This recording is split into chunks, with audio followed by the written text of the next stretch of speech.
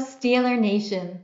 Thank you for joining us to hear personal, inspiring stories from soon-to-be Hall of Famer Coach Bill Cowher. We are thrilled to launch the publication of his book, Heart and Steel, on our new and noted series. Hello, I'm Stephanie Flom, Executive Director of Pittsburgh Arts and Lectures. And on behalf of Pittsburgh Arts and Lectures and our new and noted partner, the Carnegie Library of Pittsburgh, welcome. Thank you to the library and to KDKA TV for their support. And a shout out to our friends at Crafton Public Library. Thank you to Mystery Lovers Bookshop, where you can purchase additional signed copies of Heart and Steel. Believe me, you'll want to give them to the fathers, the mentors, and the father figures in your life. I think there's even a day for that.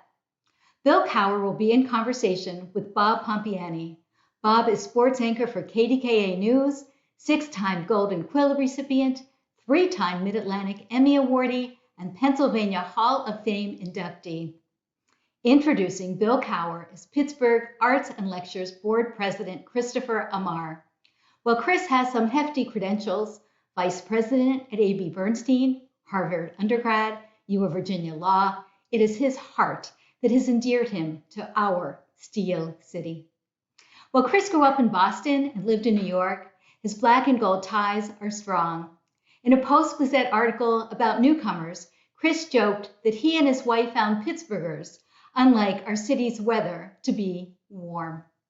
A place with friends to be made and worthy causes and organizations to get involved with. We're glad he chose ours. Please welcome my friend and friend of Pittsburgh, Chris Amar. Chris?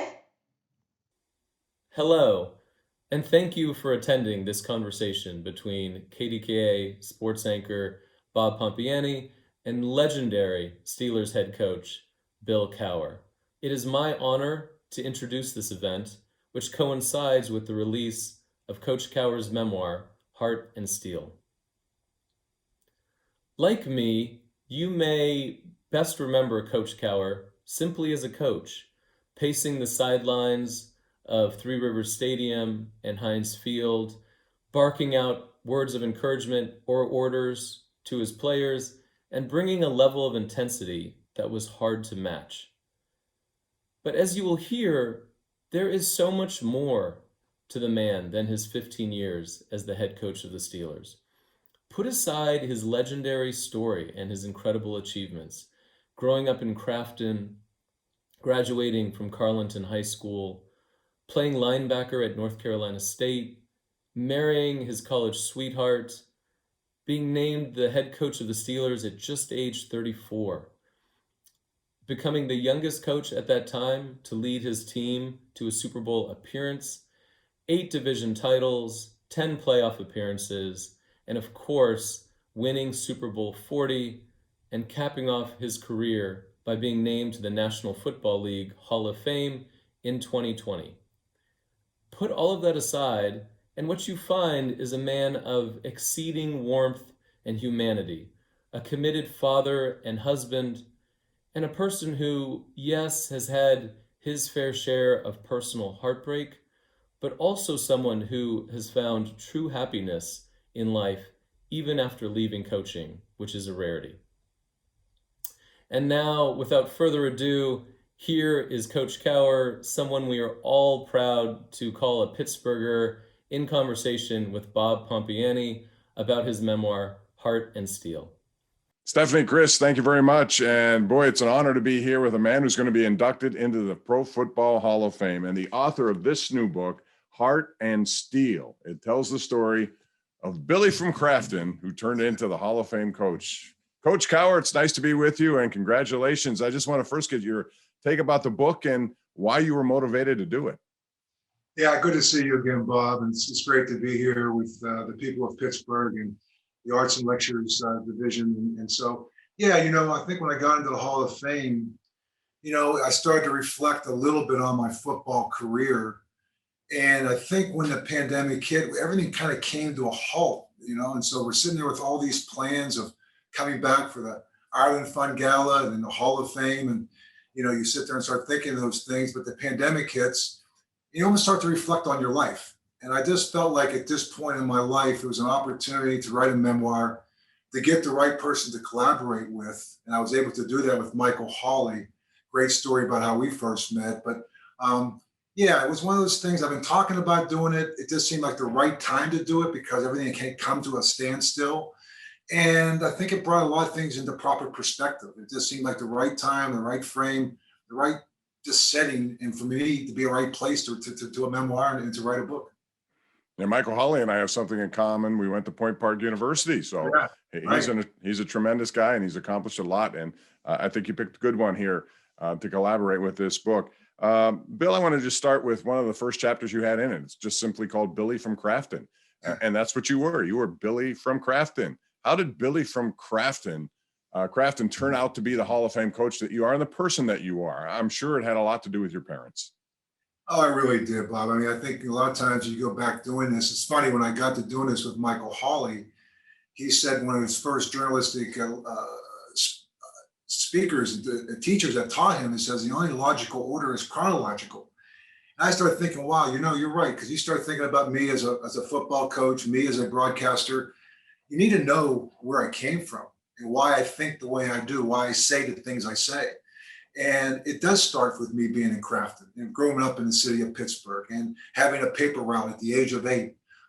Being scared to have to wake my dad on Sunday mornings because the papers were too thick. He had to take us around and working in a steel mill. And but it did start back in those days in Crafton, and I'm so proud of that. Never lost sight of that. And it was my parents. My dad pushed me. My mom nurtured me. It was a great balance and a great set of ebb and flow that we had. And I never realized that more so than in the process of writing this book as I sit back and talk about the stories and the lessons I learned and how meticulous my dad was, how good he was with numbers. And how did I really realize numbers? Wow, you start thinking about how to run out the clock with the Pittsburgh Steelers. I could put these things together because I was pretty good with numbers thanks to my dad, right? So it's just funny how things in life go back to how you were reared. There's no question about that. And I know I met your dad a few times, and I know he's a huge baseball fan first, I Love would baseball. imagine, right? Love baseball. Love the Pirates. I remember the first place I used to go was out to Forbes Field. And I used to remember sitting there and I said, man, I remember when people used to jump from left field, right field, run across the outfield, jump, climb the ivory wall in the left field, and they get across. Some people made it, some people got caught, and I kept thinking, I could never do that because if I got caught, my dad would kill me. I used to always think, used to sit there and watch them run across the field. Spent many, many times watching the Pirates out of Forbes Field. He was a big Pittsburgh Steelers fan too, and I know that had a lot to do with your background growing up, your inspiration, whatever it may be. How did football become the sport? Because I know you played other sports in school, but as a young sophomore, you were chosen to be a captain, which I think is an interesting phenomenon because most kids that age would never have the leadership skills to do it. Yeah, it's interesting because I love basketball. I used to go down and play in the gyms, and I'd be playing basketball with a couple of my friends, and we'd get down there till 10 o'clock at night, and you shoot, you get picked for teams. But then as I started to get involved with football at the very early age of the Crafton Mighty Mites, the little Cougars. And I used to walk down with my helmet at times when my parents weren't back, my dad wasn't back from work. I'd have to walk about a mile and a half with my helmet and go to practice. And I'd walk back. And I love football. I love the interaction. I love the contact. I enjoyed the game and I enjoyed the camaraderie and bringing people together. We had a very close team and kind of build this bond more so than any other sport. It just seemed like it was a perfect sport for me as a boy where I could express myself. And, I've always had a feel for like, it wasn't about me, it was about us. I always thought it was about us. Come on. We're only as good as our weakest link. If that was my brother, come on, Doug. You pull your end of the chain. You got to hold up your end of it. And so it was about inspiring and encouraging people because I knew it was a reflection of me because I wanted to be on a winning team. So I wanted to get everybody else around me be as committed as I was. And you just learn to be able to deal with people that way. And I think it's something that's helped me really throughout my life. You write in your book, blessed to grow up where I did and how I did. You also talk about how linebacker was the position for you. How did you get the choice? You played offense and defense, but eventually it was linebacker, which was your position that you start at. I was an inside linebacker my entire time, even at the Crafton Little Cougars. From the time I was 9 years old, I played center for a long time up until my senior year in high school. So I was that center and linebacker, and I think it was just I liked. I always had a picture. I had two pictures above my bed. It was Dick Butkus and Ray Nitschke. And I just the way, and then I watched Jack Lambert, just the way that they handled things or put their hands on their forehead. They were in charge. They were the quarterback of the defense. I couldn't throw a football. I wasn't going to be a quarterback. But I wanted to be the guy on the other side that he was looking at. I want to be the guy, okay, it's me against you. It's offense against defense. And I just took a lot of pride in that, in being able to be the one that was calling the defenses, being the one that was making the adjustments, being the ones that's trying to pick everybody else up and realizing we're probably not as strong in some areas as we are in other areas. So I don't know. I think from very early on, I liked the concept of being the quarterback on the defense. So being a linebacker, in the book you write about your first choice was a place called Linebacker U. You'd love to go to college, to be at Penn State University because of that reputation, but it never happened. Why didn't it happen? Well, it did happen a lot of places. I got recruited a lot. You know, I think when people watched me on film, I was able to make a lot of plays. I had numbers. And when you saw me, I probably stood out on the field because I was making a lot of tackles and, you know, I was pretty versatile and it seemed pretty smart. Then when I get there, people would look at me like, wow, you're pretty skinny and you're not really that big. So I never got really any offers. So people would bring me in, but I never got an offer. So, you know, the only offer I really got, I felt like, was really from William & Mary. And then one day I was coming back from Maryland. I was down at Maryland for another visit again. And I went to a lot of visits. And I would come back and I was sitting next to Larry Bechtel and he said, "Where'd you go?" I said, "I was coming back from Maryland." He goes, "Well, if you're good enough for Maryland, you're good enough for NC State." I believe they had a bunch of extra scholarships, to be honest with you. And I think that he said, "I'll give you one." I go, "Well, don't you want to watch tape?" He goes, "Oh, I'm going to come up and watch some tape on you." Well, then Lou Holtz came up with them. And it was just, for my dad, was the proudest moments in the world. And I'll never forget my dad saying, "You know, Coach Holtz, you're getting a good one." He could have gone anywhere. And I'm thinking, Dad, I really couldn't have gone anywhere because I really didn't get any other offers. I got one from William & Mary, who decided to actually drop football 2 years later. So that was a good decision, right? So, but I'm like, Dad, like you don't have to say those things. And so, but he was so proud and he pushed me. And like I said, I think he's one of the guys that, to me, you talk about a mentor in life and instilling the right core values in a person. I was blessed to have him and my mom be a big part of that. You are a person who certainly is motivated by doubters. I get that feeling in this book because you had to always do more, it seemed, to get the attention of people, as you just described there. You know, how much was that an impact in your life? The fact that you constantly felt like you had to do even more than others just to get the attention or the position you were looking for. Yeah, I did. And I was never handed anything, right? And I was given opportunity. That's why I said, when you think of this book, when I think about writing this book, I think about really describing it, that is a series of hardships, opportunities, and lessons, right? And so I learned from all of those. I never allowed that to define me. You know, I think that's what personal growth is about. That's what professional growth is all about. It's learning the lessons of the experiences that you go through. I'm a big believer of, you know, of faith. I'm a big believer of fate, but I'm not going to let that define me. To me, what's going to define me is sticking to your core values, while that makes up most of the decision making that you have through the course of life. And again, I go back. People doubted me coming out of high school. Not big enough, not fast enough, can't play at Division I level. Oh yeah? Okay, great. I go there. From there, I come through a senior year, 4 years at NC State.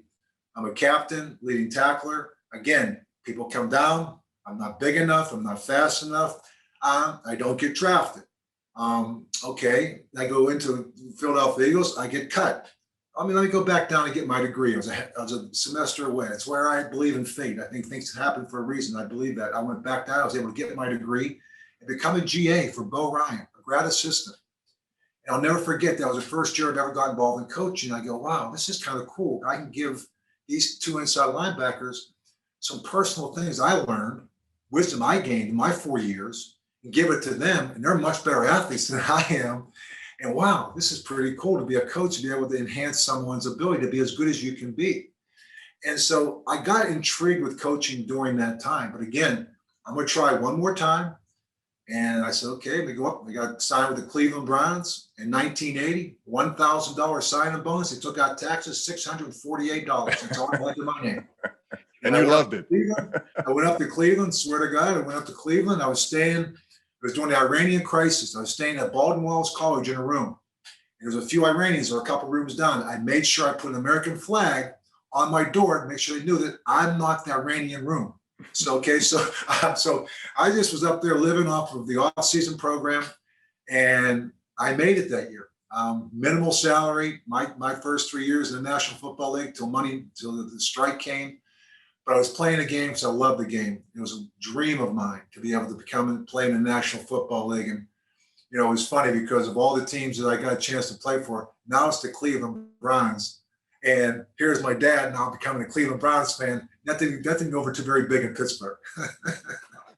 Yeah, but he had to be proud of you. I want to go back to something you said in your book about your college days. Now, you believed in fate. And so obviously getting an opportunity to sit by someone who was on that staff of NC State after a rejection in Maryland, that was your fate to go there. Then you turned out to be, again, a leader, somebody who got more and more trust with the coaching staff as years gone on. And they referred to you in your book as a crazy football player.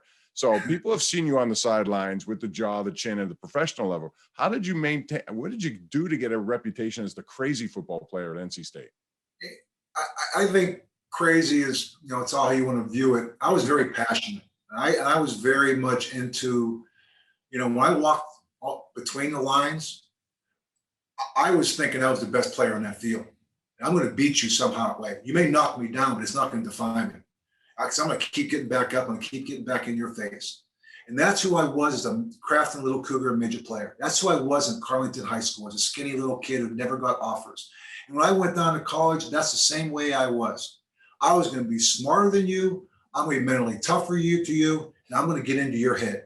Because I know that's the best competitive edge that I had. I didn't have the speed. I didn't have the size. I did have the smarts. I could see things and get a feel for things. I would study tape even in college to try to find a competitive edge. But I didn't have it athletically.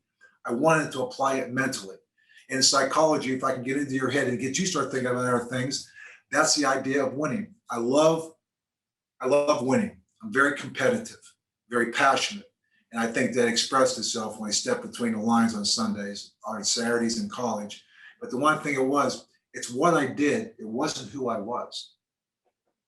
Yeah, I think that's a wonderful way to describe it. And speaking of fate would have it that you would meet your future bride at NC State. And Kay and Faye, twins, both very talented basketball players.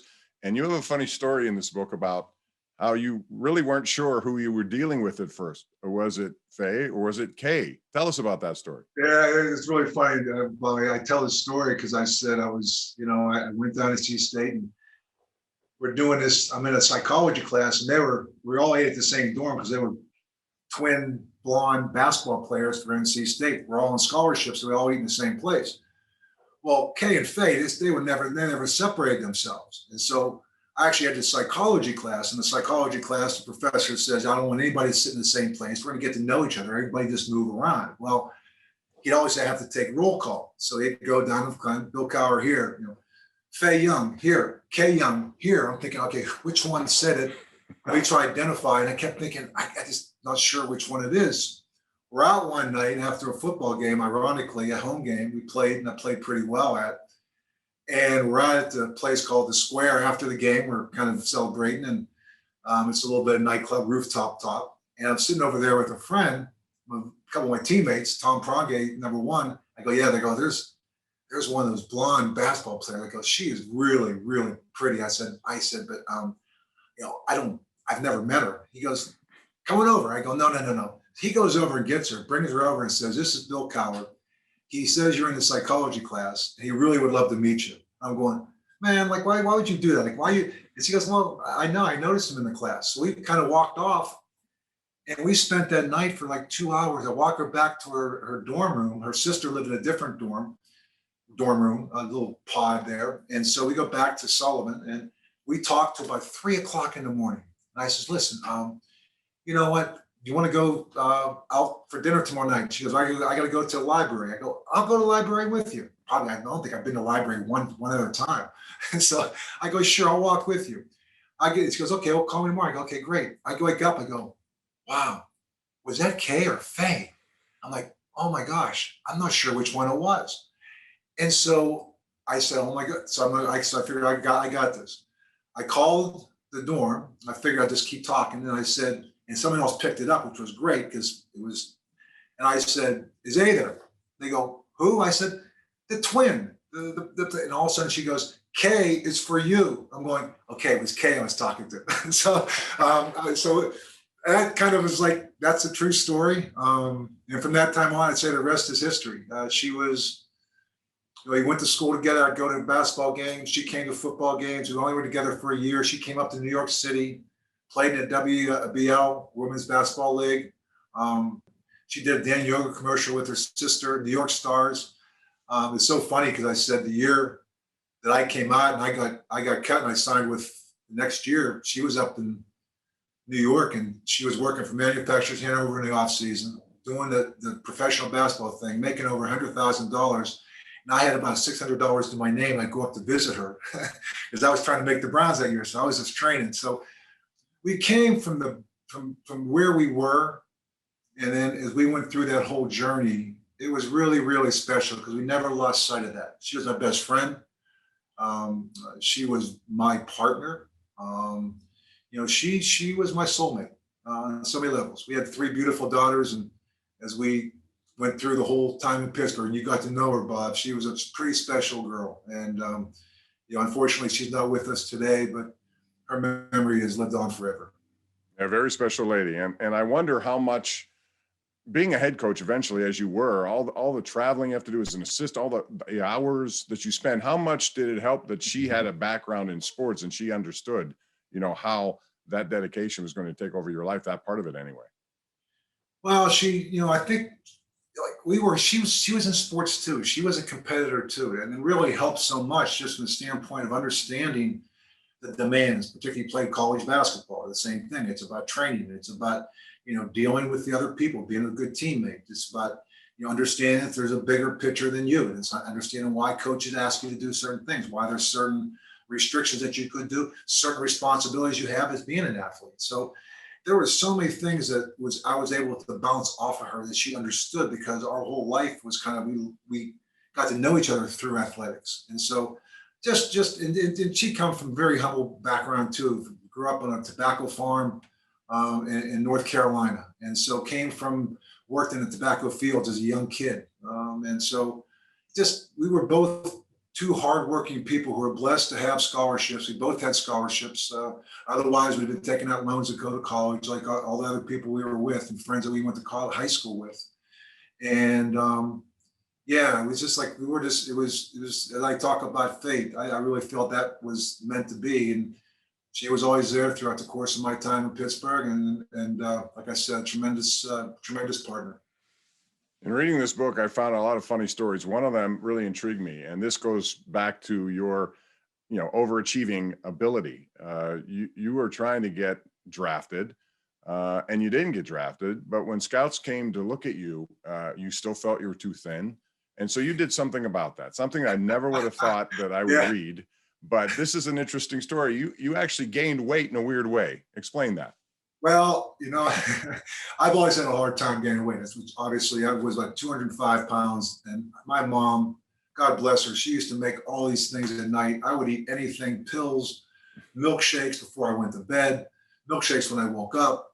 I would eat triple burgers at Wendy's. They'd give me 2 steaks when I go out to a meal, go out to dinner.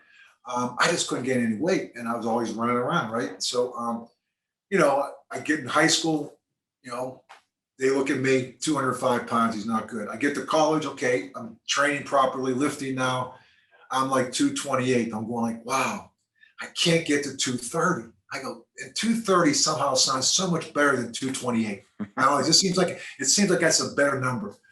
So as they came down, we would get on. I was watching people, a bunch of us seniors were getting weighed. As we're in line, I was in the back, so they had some other guys first. They want to save some other guys to work out the last. Guys are getting on. We all have these baggy shorts on. I'm like, wow, we just leave the shorts on. So they must they probably don't take a pound off. They just figure they're very baggy. I go, so I took a 2.5 pound dumbbell, or little round one, stuck it in my shorts, because I said, and I got on there and it said 230. I'm more like, yeah. So no one checked your shorts? I put the dumbbell, I put the little, you put on a bar. It's just like a little round. Yeah, like a plate. A plate. It's a plate. It's a 2.5 pound plate. I put it in my shorts right here, and stuck it down there, and baggy. I actually took another big pair of shorts that were really baggy shorts. So you really couldn't see anything. So I said, I got here 230, got off. Okay, I'm just gonna go over here and stretch. Pull the weight back out. I was 228. That's amazing, and you got away with it. And that's what's cool about that. Well, I find a loophole in the system. Hey, that's what people look for to get whatever advantage they can get. You have a chapter of this book called Chasing the Dream. And you, as I said, didn't get drafted, and you had to actually think potentially that maybe your football career would never go the way you maybe had intended, but you didn't give up on that dream. And you knew that it would take just about anything, special teams, anything you could do to make rosters. Tell us about how you eventually made a roster and how important was special teams, because eventually you got a job as a special teams coach. Yeah, I mean, you talk about my parents being my mentors when I was growing up, right? And then you get into a profession where now you're going to play pro football professionally and attempt to. Well, the person that came into my life from year one was Marty Schottenheimer. I had a chance to play with him. He came from Detroit to the Cleveland Browns. Sam Rutigliano was the coach. And so my first year was his first year of putting in a new defense, a 34 defense. They've been a 4-3 team. Well, what's my biggest attribute? I can learn. I understand systems. I can play multiple positions. At the same time, let me use that crazy mindset and play special teams. And so I was blessed to have a guy like Marty who appreciated the fact that, you're going to get faster and bigger and probably better players, but I was a guy you could rely on week in, week out. I could know multiple positions. And at the same time, on that football team, I can contribute as a special teams player. So I played a lot on fourth down. And I didn't play much first, second, and third down. I had a couple starts, and I backed up Dick Ambrose, Robert L. Jackson. But it was my ability to play both inside and outside. I went to outside my second year, learned from Clay Matthews. I'd stay afterwards, learned from Dick Ambrose, Robert L. Jackson, Charlie Hall, Chip Banks came in. I'm watching these guys play the position, listening to Dick McPherson, who was my linebacker coach, listening to Marty Schottenheimer teaching these guys about what to look at. What are you looking for? The competitive edge, the knuckles of a lineman, the split of a receiver, the backfield set.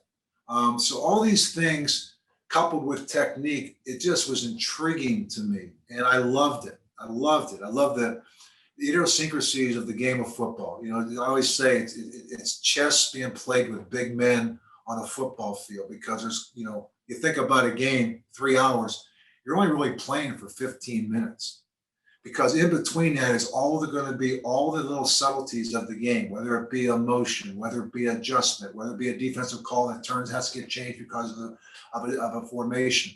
And so it's the back and forth move, counter move, that's always intrigued me about that element, the strategical element of the game of football. So getting Marty, he was the guy that he loved that I was there for him every week. I got traded to the Philadelphia Eagles in my fourth year, which is almost one of my bright spots in my career. I say that because I signed as a free agent, got cut once, signed as a street free agent because they probably had extra, spots on the roster. And for the first time, a team traded for me and they gave up an 11th round draft choice for me. I go, I finally have value in the National Football League. 11th round value right here. I said, that to me was like, that meant so much to me to be wanted. Because I felt like I was always being thrusted. I was thrusting myself on people, but to be wanted, that meant a lot to me. And and then all of a sudden, 2 years later, Marty took over for Sam Ritigliano, and he called me up and asked me, I know you're a pretty good special teams player, and I've been pretty good as a special teams captain with the Eagles my last year. He goes, why don't you come back and coach special teams? And I said, great. He goes, what are you going to make next year? I go, like 125. And he goes, okay. 150. He goes, well, I'll tell you what, let me know next week, but you're going to come back here, work 3 times as much. You're going to make 3 times as less. I'll give you $50,000 to special teams coach. And I'll call you next week. Let me know. I'm like, okay, so much for negotiating. So it's like, and so I sat there and just thought about the fact that I was a fringe player. I realized that.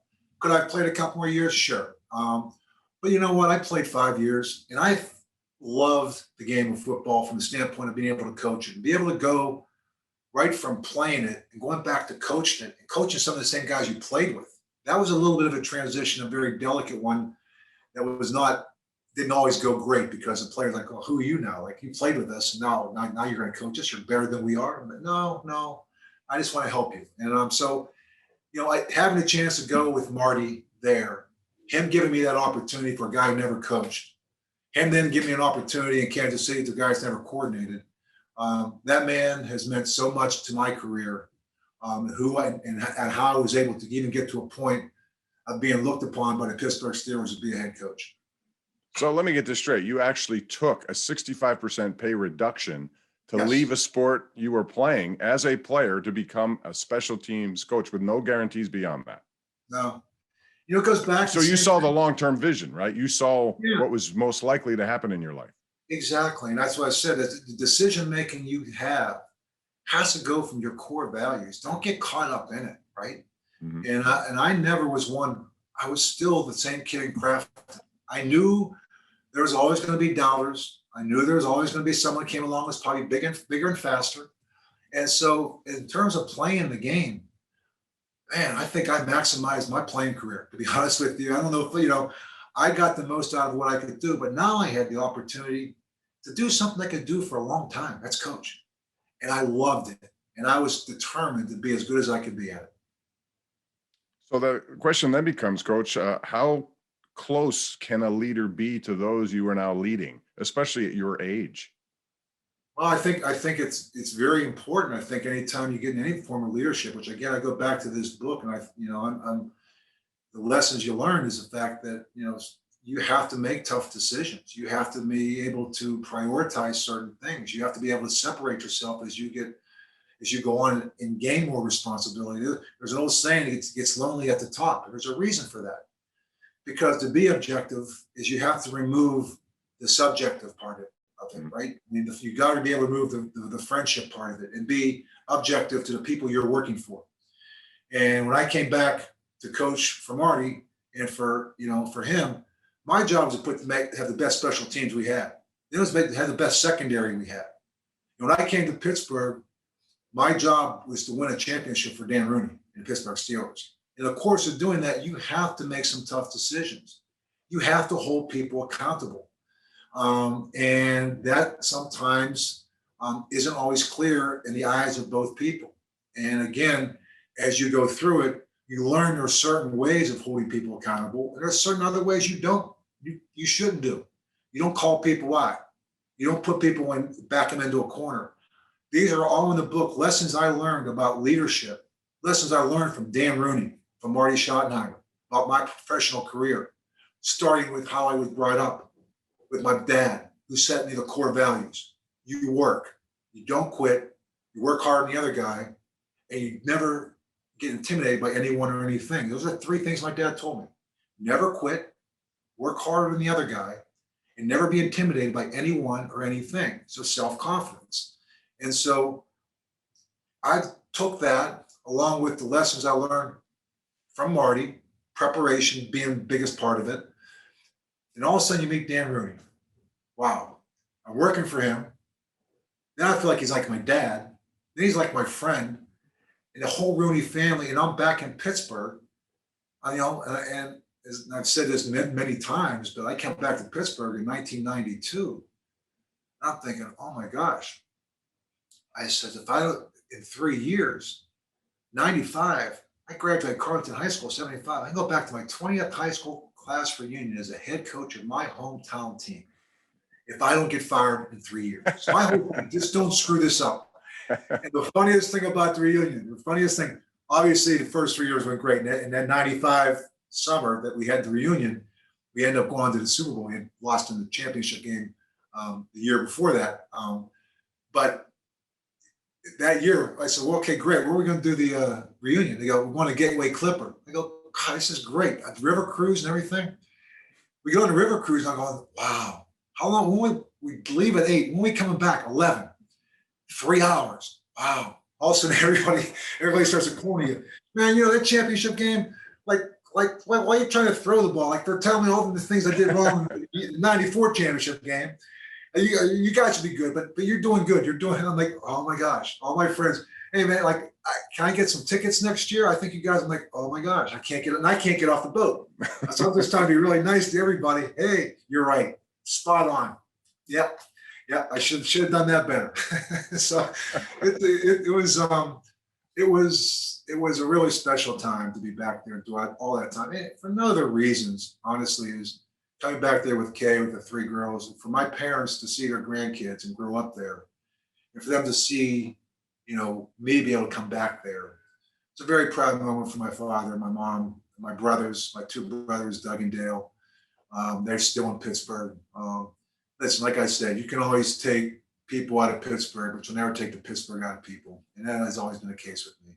There's no question about that. And I know how proud your parents were to have that opportunity. But did you ever think that opportunity in Pittsburgh may not happen? Because here you were, a defensive coordinator, you're on the rise, and yet that job opened up. You're following a legend. But did you get the call immediately? How did that whole thing transpire? No, we did not get the call. They kept talking about my name and how good we were in defense in Kansas City. All of a sudden, it's near the end of the season. We're in the playoffs, and all of a sudden, the jobs are starting to open up. Well, look at Bill Cowher, and I'm like, well, yeah, but he's kind of young, and then we go into playoffs, and Jim Kelly rips us for about 30 points in a playoff game. We lose up in Buffalo, and I think I'm going back, and so I go in there on Monday with Marty, and we do our exit meetings, and I called down there. Hey, anybody call? No one's called for you. Okay, well, I'll come in Tuesday, clean it up, and go back in there thinking, okay, somebody's going to come in. No Tuesday. Marty said, take the rest of the week off. I go, okay, because we'll get ready for the Senior Bowl or whatever. And I'm like, wow. And I go back Wednesday, and Kay's going, hey, I thought like they were mentioning your name from Pittsburgh. Have you heard from them? I go, no, I have not heard from them. I said, I'll let you know. And then Thursday comes, and I'm going down. I said, I'm going to go work on it. And I said, listen, I'm okay. I said, whether it comes or not, I got a great job. I'm just going to keep doing the best job. We have a great defense right here in Kansas City. Trust me. It's not my loss. It's their loss. All of a sudden, I'm working out, and she comes down. She goes, Bill, someone from Pittsburgh's on the job on the phone. They want to talk to you. I go, oh, okay. So, I don't know if it was Tom Donahoe or if it was Dan or whatever. They called and they said they wanted to talk with me. So I went through a series of, went in there once, sat down, met with everybody. Then Mr. Rooney would call me. Dan Rooney would call me periodically and he'd get me on the phone. And it's like Dan Rooney, we didn't have cell phones, so the phone, Kay would give me the phone and she'd be sitting right there, and I'd go, yeah, nothing really. Probably to the park. No. Yeah, I'll probably go down later in the week. Yeah, good, doing really well. And he goes, okay, we'll talk to you soon. I said, okay, bye. And she goes, what do they want? What were you talking about in the park? I go, well, the first thing he asked me is, how's Kay and the girls doing? Are you guys going to do anything special this weekend? I'm like, well, probably go to the park. And I said, he goes, how's your family doing? Everyone's doing great back in Pittsburgh. Are you going to the Senior Bowl? Yeah, I'll probably go down later in the week. And then he said, okay, we'll talk to you again. He said, did he ask you anything about football? I go, no, I think he's just trying to get to know me. And I said, and I started realizing that all the conversations kind of went that way. They were just personal conversations. It's like anything else. The more you talk with somebody, the more you have a feel for someone, right? And there would be a periodic question in there that was football related, but it was a very interesting time frame because it was probably over 2 weeks. And when I finally came in for the last interview, he offered me the job. And that's when I'm like, wow, that's, you know, I'm like, okay, he said, you want to be a next head coach of the Pittsburgh Steelers? I said, yes, sir. Yes, Mr. And he goes, it's Dan. Quit calling Mr. And it's Dan. I go, yes, Dan, I do. I go, oh, this is great. He goes, well, you want to know what you're going to make? I go, oh yeah, sure. I mean, whatever. I'm a kid from Crafton. It's not going to take much. Trust me. I've already taken a pay cut before once. I've done this before. I'm not doing this for money. Trust me. And there, your life changed forever. You Yeah. have a growing family. You're in Pittsburgh, your hometown, and yet the job must be enormous when you stop to think about it. I mean, how much time did you spend? And the one thing I admire about you, Bill, is the fact that you do separate your professional life from your personal life and how important that is. And I think that's a great lesson for people to take away from this as well. But it had to be overwhelming. It was overwhelming. I mean, particularly early on, I was in Pittsburgh and staying at the hotel, and I remember calling Kay one night and just said, man, this is unbelievable. I got to interview secretaries. I got these things lined up. I said, I may be in over my head. She said, no, she said, just relax and take it one day at a time. I go, okay, great. And so I kind of did that. And it was overwhelming, the responsibility. And, then you follow on Chuck Noll and talking about, it's one for the thumb and like the 4 Super Bowls and the Steelers at the 70s. And I'm thinking, yeah, I was there. That's solid. You're right. I mean, there's great tradition here. There's great expectation here. It's a storied franchise. And now I have the responsibility coming in, picking up from Chuck Noll. You kidding me? And so, yeah, it was. And at the same time, as I got involved with it, Bob, the one thing that I kept relying on was my family because they gave me the perspective. I had 3 girls at home. And you know what? And I had 53 boys at work. And that's how I looked at it. You think about what you talk to your kids the same way I was talking to my team. I remember saying there's 3 things. Number 1 is about choices and consequences. And Marty Schottenheimer used to say this once, and I learned this from him. He says, you can control your choice. But once you make your choice, it controls you. Which was I always remember that because it's about, you're right. The choices you make, wherever you're at, once you make it, the consequences of that control you. The second thing is the people you surround yourself with. I say to the girls, that's not the place to go on a Friday night. I'm not sure I like who you're starting to hang out with. Same thing with the players. You see the entourage, the people you surround yourself with. How many people do not give away the power of attorney? I mean, they used to say that whatever you do, the only people you owe anything to, truly, is your immediate family, your wife and your kids. There's gonna be a lot of people, family included, that will come to you and make you feel like you owe them. They're gonna feel entitled to your success. Don't let that influence you. Don't let that change you. So the people you surround yourself with is very, very good. And the third thing, most important thing, nothing good happens after midnight. That still remains true. That remains all true. 3 things, right? Especially that lesson keeps going on with players today. There are so many great stories in this book. I want to fast forward ahead just because you had success right off the bat. And here you are now in 1995. It's Tempe, Arizona. It's the Super Bowl. You finally had gotten to that point. And I know there were some ups and downs along the way. We can get into all those, but the thing that stuck out about that game to me was you were this guy who was a ground and pound guy, played defense, shortened the game, all of this. And yet you made one of the most really crazy decisions at halftime of that game against Dallas, one that I don't think anyone would have expected. And that's an onside kick. Tell us about that decision. And it certainly went against, your comfort zone, I think. Well, if you look at us that year, I think if you go back and really look at us that year, we were doing things that were unconventional. We had Cordell Stewart. We had 5 wides. We were doing some things with him in his rookie year that like, wow, okay, this kid gives us a little flexibility. He turns into being a pretty good receiver. Andre Hastings put him in the slot. We would go from being that team that's still going to pound it with Eric Pegram and Bam Morse who could go 5 receivers. So we were kind of that unconventional team to prepare for. And the one thing has always been a big part of is special teams. And you know that's the core of who I am. And I knew that we had this. Norm Johnson could hit this double boom, boom up, and Deion Figures was right there. We practiced it, and it worked flawlessly. The only decision I had to make was I was thinking about doing an opening kickoff.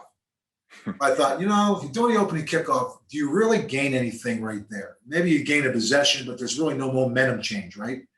So I said, no, I'm not going to do it there. And then the third quarter came, and I think Chan mentioned my 8th year, and Bobby April was right there. And I said, yeah, let's do it. Let's do it. And we got it, went down, scored. And, we almost came back. We started off very slow in that game. We got behind early. I think we were jittery. The Cowboys, were playing the infamous Dallas Cowboys, They're going to practice in limos. We're going to practice in school buses. So it's like, I made that be our mantra all week. This little team from Pittsburgh going against America's team. Let's just see how we do. We made every game. I try to make every game personal. And I think my whole life is about making things personal. Tell me I can't do something. That's all I need to hear, because that's the motivation I need to make sure it will happen. Is that the toughest loss of your career? No. I'd say the AFC Championship games were tougher than that. You get to the Super Bowl, there's finality to that game. The championship games, every one of them. I mean, you think about every one of them. I go to first one against the Chargers. We're 1 yard away. Give them up a couple big passes, but that's football. We still had the ball at the 2 yard line with a chance to win the game. The next one we lose is 97 to Denver Broncos, and we were right there and threw a couple interceptions in the end zone and getting ready to hit John Elway, and he completes a ball to Shannon Sharp, and I have to hear about that. And I go into set at CBS for about 8 years, or 5 years that Shannon was with us about that play. But they beat us that year, and then you have Brady beating us, or actually Bledsoe beating us in 2001. But it was just punt return for a touchdown, blocked field goal for a touchdown. I thought we outplayed them. All these games, we were there. We were right there. 2004, we're going in Ben's rookie year. He's got Hines on the post. He tried to hit Heath Miller, and Ronnie Harrison jumps it, runs back for a touchdown at the end of the first half. We were getting ready to come back into that game. So we didn't make the plays we needed to do to get there, but we were pretty good. We were a good team. And, so those games, because you have to sit there for 2 weeks, and you think about what could it be. You lose a Super Bowl, it's over for everybody. There's finality. Championship game sits with you for a long. So every one of those losses, as I just told you, 4 of them,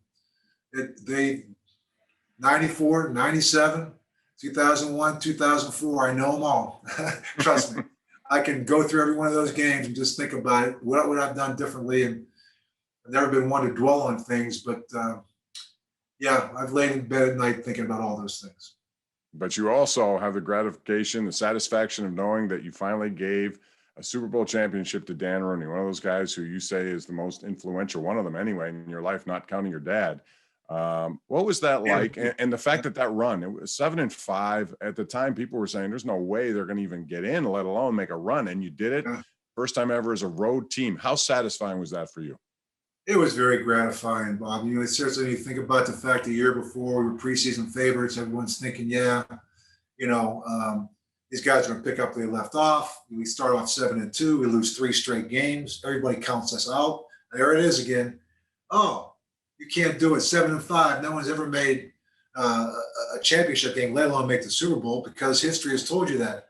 And that's all I needed to hear. And we made that a mantra as we continue to go down that path. We got a chance to win a championship game. They go, hey, you got your home jerseys you can wear. I go, no. We're wearing our white away jerseys. We're the away team, and we are underdogs. They go, well, the odds haven't come out yet. I go, I'm telling you right now, we're underdogs. No one's giving us a chance. Just go back to week 12. Can we replay some things? See what they're saying in week 12. So I made sure we didn't forget that. And also didn't make sure we didn't forget the fact that, no one remembers who loses the Super Bowl. 95, we lost that Super Bowl. It might have been a great year, but no one remembers you. So my whole thing is when we went back in 2005, is no one remembers who loses a Super Bowl. So as it comes down to making your decisions through the course of the week, whether you want to prioritize, I want you to enjoy it. Remember, we're here to win this thing. We're here to win this game. And so, again, to go back there 10 years later, it was very gratifying, particularly to be able to hand that trophy to Mr. Rooney 14 years later. It took a little bit of time. I was able to do it to get and hand that to both Dan and Art. Yeah, that was a tremendous moment in your career in the history of the league. And then suddenly, this book also chronicles, you talked about adversity, overcoming things. You had to deal with a personal issue that affected your wife. You walked away from football. A lot of people were wondering why at that time. Was it money? You made a decision to spend time with your wife, who was diagnosed with something that ultimately led to her death. Tell us about that, and how important was that time that you spent with your wife? Well, that time was very special. We both had made a decision that when Lindsay became a sophomore, or any of the kids became a sophomore, that they would finish high school. We thought that was kind of the thing with coaching. Coaches get moving and they're nomads, right? So you're going from one place to another. Lindsay was going into her sophomore year. We just come off winning a championship. We were discussing even before that, after losing the championship game. Been here for 14 years or 13 years, and maybe it's time I would start thinking about some of these things. And so, and I think the longer that you're in there, and I love Pittsburgh, love it to death, but you become, your life becomes, it's in a bubble. And then when we won the championship that year in 2005, it was harder for us to go anywhere. We're trying to go up to Princeton to watch basketball games. People are waiting in line to want to get pictures and autographs, which was awesome. But it was a tough lifestyle. Kay was not in a great place. It was like the kids were leaving home. This was the last one at home.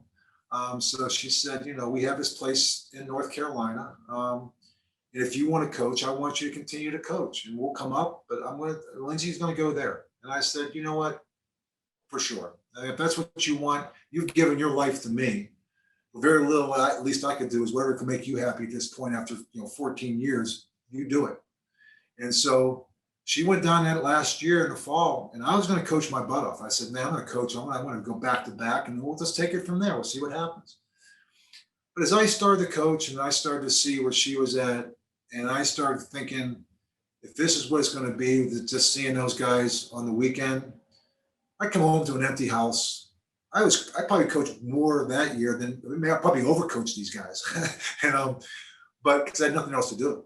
And I suddenly found myself in a world that I didn't have the balance. I didn't have the walking into the house where the kids were arguing against each other. And Kay saying, no, you take this one to practice, you take that one to practice. I went from a head coach to being an assistant, not even a coordinator, when I walked in our house. And so I missed that. I missed being a part of the family. I missed my family. I missed her. And so I stepped down, and I did so. What are you going to do? I don't know. For the first time in my life, I'm okay with that. I know I'm going to go to CBS. I get a chance to at least talk about the game. And so I get to spend time with her. And for those next 3 years, it was a series of, hardships, really a series of just setbacks. She never could really fully embrace, life without the kids being in the house. They all were going to college. We went and moved to one house, built another house. I wanted to make her happy. And I did. Until the day she died, she never spent a day in the hospital. I was there with her every step of the way. And I was very blessed. You think about going to the Hall of Fame, I said, you think about people that aren't there to see that, how proud she would have been, right? And my parents would have been, had they seen it. Those two, Marty, Dan Rooney. And so that was a little hollow feeling when I got into the Hall of Fame, and not to fast forward, but I go back and just thinking about that, and I have no regrets. And honestly, I never really once came very close to ever coming back, because I got out of it and I started spending time with her, and I started saying, wow, there is another life. There is an off season. I can travel. Wow, this is like, I'm sleeping better at night. I'm not getting phone calls about, this or that. And so I was experiencing things I never experienced before, balance in my life that I never had before. And that was meant a lot. And then, 2010 came. She was diagnosed with the melanoma. It had spread, and we came up to Pittsburgh to try to do we got into a trial, interferon trial that was taking place up there, and we stayed in Shadyside, and I was for a whole month, and she couldn't finish the trial. It was just it kind of set her back, and so we decided to come back down. On my way back down, I stopped by my house and see my parents before we go back down. My dad's in the hospital with pneumonia. I tell my dad, listen, he goes, how's Kay? He goes, well, she's not doing great, Dad. I said, we're gonna go back down to see what other options we have and to see what we can do in North Carolina. He goes, I'm not doing so well either, Billy. I said, well, Dad, you're good. You'll fight through it. He goes, no, Bill, I'm tired of fighting. He goes, I've been fighting too long. I go, okay, Dad, I love you. And I left there, got in a plane with Kay, private plane, thinking, wow, my dad, my wife, I think are dying in front of me. I'm like, oh my God, how do you deal with that? So you still want to start your own grieving. At the same time, I got 3 daughters I'm trying to prepare them for. They're all in different parts of their lives. And trying to give them the hope, as I was trying to give Kay the hope of hanging on. And so it's well documented in the book. And I think grieving is one part that is so personal that like everybody deals with it differently. I did, the girls did. I don't know if I was right. Maybe I was wrong. I don't know. Maybe I should have brought hospice in. Maybe I should have done. There's a lot of things that you reflect back on. But I break this in the book from the standpoint of if anyone is going through a period of life that what I went through can somehow inspire them or guide them. That's what this book is all about. Yeah, I think you captured it well. And I think that's a great lesson that anyone can learn. And someone once told me, Bill, that there are 3 words to describe life, and it goes on. So in your case, it has gone on. You did a wonderful job caring for your wife and being there. And now you have V in your life. And you also have a Hall of Fame induction to look forward to. It's amazing how it goes on. And I know you're at a very good place. And I can't imagine you're any happier at this point of your life. Yeah, it's so interesting.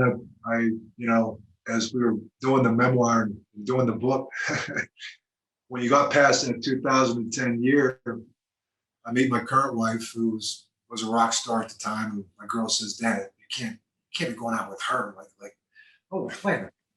You talk to her first, and then you decide. So don't start telling me now about my judge of people. It's been pretty good to this point, okay?